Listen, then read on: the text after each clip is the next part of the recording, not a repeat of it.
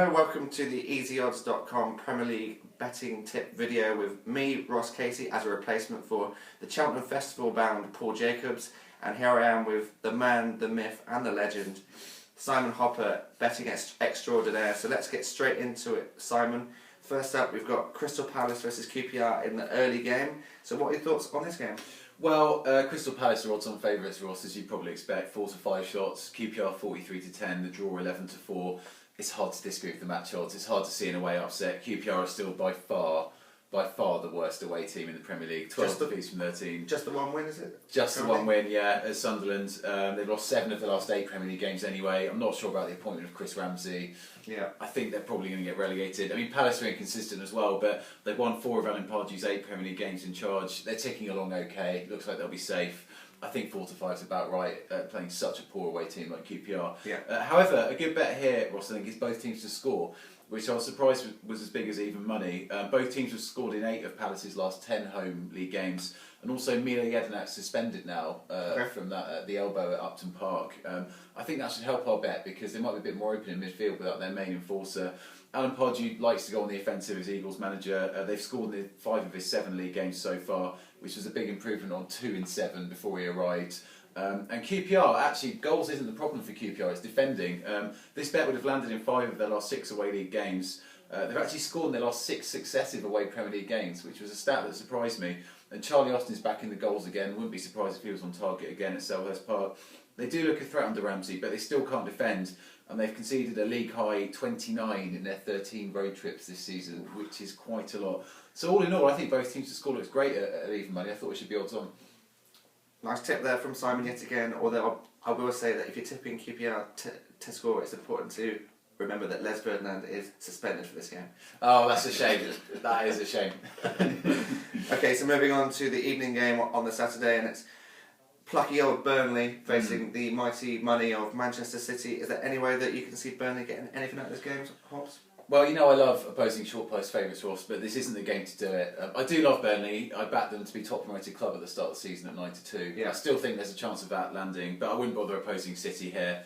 I think people forget that City are much better on the road this season. It was a problem last year under Pellegrini, but they actually topped the road league table this season with 8 wins, 4 draws and just 2 losses from 14. And Burnley is starting to struggle now. I think Sean Dyche naming the same starting 11 pretty much every week is just starting to take its very toll. slim squad, isn't it? It's a very small squad. You might think they've only got 11 players, judging by their team sheet every week. And they've lost 5 of their last 7. I don't think it's a coincidence. The lack of squad depth is starting to show. Obviously, City have this huge Champions League game in Barcelona next Wednesday, but Pellegrini can't afford to rotate his players too much. They'll just fall too far behind Chelsea. So I think that City will have the big guns out. I wouldn't oppose them at 40 to 85 best price. Burnley is 7 to 1 for the upset if anyone's interested in it, but personally I wouldn't be having Burnley. But both teams to score again, I think it's a great price. 22 to 25 best price. So a shade of odds on, but still a really nice price, I think. City can't defend on the road. They haven't kept an away clean sheet in the league since Leicester on December 13th. Wow. And this bet, both teams to score, would have landed in 71% of their away league games this season, which makes you think 22 to 25 looks a really nice price. Obviously, their defensive problems are well documented. Vincent Kompany, who I always said was overrated, people are now starting to listen. For a while, He's been really exposed, and the lack of a decent holding midfielder as well looks a massive problem. And Burnley tend to score at home. They've only failed to score in 2 of their last 11 at Turf Moor. And of course, recently they scored at Chelsea and at Man United as well. So they carry a goal threat. They should cause some problems for City. So I think this will be an entertaining game. Both teams to score 22 to 25. Nice tip there again from Simon. And of course, this is the start of a terrible start of a fixture list for Burnley. So it could be a squeaky bum time for a few weeks for Clarets fans. Yeah, I might have to take George Boyd out of my fantasy team. Okay, so now moving on to Sunday's games, and we start with Chelsea, who really showed themselves up in midweek as being a pretty horrible team, facing the Saints of Southampton. Will this be a further problem match for Jose? Well, I think we're being a bit biased against Chelsea there, Ross. Although Ross did tip PSG to qualify at 2 to 1 on Wednesday night, so congratulations with that, mate.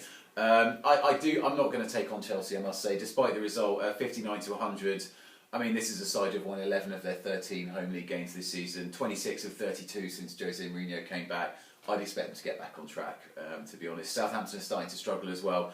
Only 1 win in their last 4 games, and that was a really scrappy 1-0 late winner against Palace last time out. So I wouldn't bother getting involved in the match odds. Southampton are 6-1 if anyone fancies the upset. But this is the best home defence and the best away defence in the division, locking horns. And that's why I really like under 2.5 goals, which is a shade of odds on at 10 to 11. But again, I think it should be a shorter price. Chelsea have gone unders in 9 of 13 home league games this season. And it's obvious why, because they've only shipped 5 goals at home all season, which is absolutely incredible. And Saints have only conceded 10 goals on the road, which again is absolutely brilliant. 10 from 13 games. They've gone unders in 9 of those 13. So the stats are really on our side here. And when the best home defence and the best away defence lock horns, I think unders at 10 to 11 is always a good bet. So low scoring game for me. Absolutely. I think, personally, Hops, I would go with a Chelsea clean sheet. I really like backing a Chelsea clean sheet at home, and that tends to be a pretty bigger price than unders. I normally find a clean sheet could work. Then a 1-0 or 2-0 home win would cover both. Absolutely, yeah. So moving on to Manchester United at Old Trafford, recently knocked out of the FA Cup by Arsenal, and next up for them are their North London rivals Tottenham. Can Tottenham do exactly what Arsenal did and beat them at Old Trafford? They absolutely can, Ross. This is an absolute stonking bet. Tottenham are 69 to 20 to win the match, which I just think is just under 7 to 2, which I just think is a fantastic price. I mean, how can they be that big a price? These sides are separated by 3 points in the table after 28 games. There's basically no difference between these sides. Neither side should be 69 to 20 to win the match, regardless of the venue, even if it's at Old Trafford. And Tottenham are consistently fantastic on the road. This season they've won 54% of their away league games, 7 of 13. Only Chelsea and Man City have won more on the road than Spurs this season. And for people that are saying they've had loads of lucky 2-1 last minute wins, since the start of last season they've won 53% of their away league games, 17 of 32.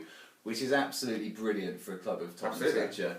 They're also playing really well. 9 wins in their last 13 league games. They've recovered from their League Cup final defeat to Chelsea really well. Harry Kane's back in the goals. They've got nothing to fear from this fixture. They've won their last 2 times they've been to Old Trafford. United are playing atrociously. Anyone who watched the FA Cup game against Arsenal will know that. In the post-Sir Alex Ferguson era at Old Trafford, which I like to go that far back, they've lost 28% of their home league games, 9 of 32. Which is plenty enough to get involved at 69 to 20 Spurs. So I really think Tottenham are an excellent price to stun Old Trafford at 69 to 20. Sounds good to me. Plus, to add to that, Simon, of course, this is the first post-Thursday game where they won't be have played in the Europa League, so they've had a whole week to prepare for this, unlike Manchester United who played in the FA Cup. Absolutely. I think the Europa League factor will be massive, and I expect Tottenham to go on quite a nice run now to the end of the season. Nice. Okay, so now we move on to the Monday night game where Swansea to take on Liverpool in the John Joe Shelby derby.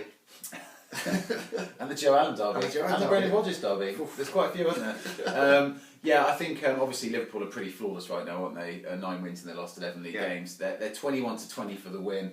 I think that's about right. I wouldn't go odds on with Liverpool just because Swansea still don't lose many at home. They've only lost 3 at the Liberty in home league games this season. So I'd have the Reds around even money shots, and that's pretty much what they are. So I think it's about right. However, Liverpool's defence is so good now since they switched to the back 3, and a bet accordingly is both teams not to score, which is the best price 11 to 10. Unders is odds on, but both teams not to score is 11 to 10. I think that's a really nice price. This bet would have landed in Liverpool's last 6 consecutive away league games. They're keeping loads and loads of clean sheets. They've not actually conceded on the road since Man United on December the 14th. Which is absolutely, it's their best away clean sheet run since like the mid-80s when they had like Hansen and Lawrenson. The Swansea aren't massive scorers at home either, just 19 and 14. Obviously since Wilfried Bonney went, they don't really have the threat up front. I'm not a massive fan of Bafétimbi Gomis. I think he's a little bit inconsistent. So I think this will be low scoring. I'd expect Liverpool to win. I wouldn't take them on, but both teams not to score at 11 to 10 looks the way to go. Absolutely. Another great tip there from Simon, and I'm going to tip for yet more own goal havoc from John Joe Shelby because he seems to really like Liverpool. Will he be in your X-Files column? I think he might be, yeah.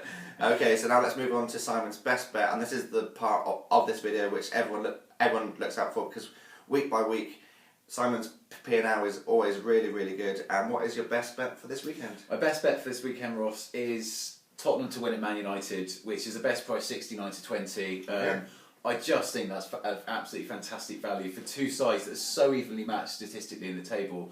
For a side who is so good on the road like Spurs, who have won the last 2 at Old Trafford against a team who are playing so poorly like United, you can't ignore 69 to 20 Spurs win. That's my best bet.